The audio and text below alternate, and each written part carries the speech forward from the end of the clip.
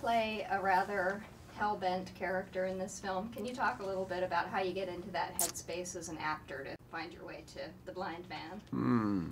You kind of imbue yourself with some of the darkness and the despair. Try and articulate it to yourself, and list all the kind of the malefactions that have been heaped upon you. You kind of get into there's something Job-like about the character, you know, and the first layer, the first thing that you do when you heap all that on yourself is you feel self-pity. You feel like you're a victim, but what's really important is when you push through that and you decide that that's boring, it's tiring, it's not getting you anywhere, and if you're going to feel that way, you might as well just shoot yourself, which you're not going to do.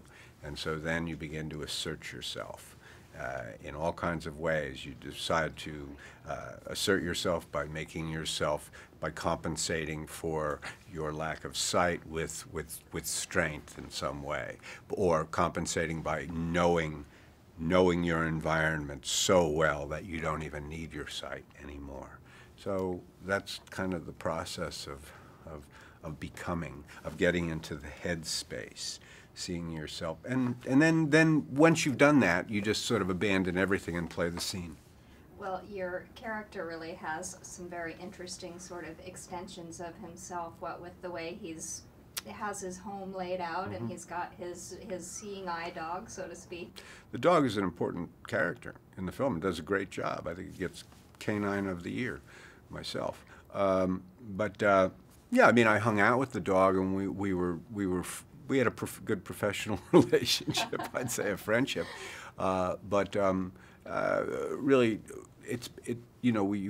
the dog, when it's off, you kind of let it do its routine. That's the whole deal with, and we didn't have intimate scenes. We had several scenes where he comes by and the dog did brilliantly in them,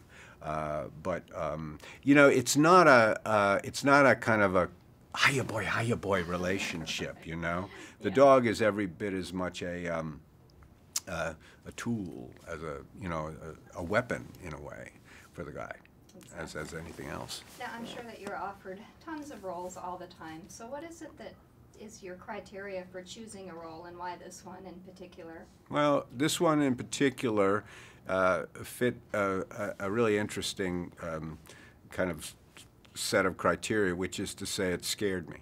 This role scared me, and usually if a role scares you, that's a really, really good reason to consider doing it, because it generally says that you just intuitively understand it's going to take you to places that are slightly uncomfortable for you, and this one certainly does. And so that was extremely attractive. I've been around long enough to know that that's a good thing, you know? Yeah. Well, you made a lot of people uncomfortable in this film. Great job. Thank you so much. Thank you.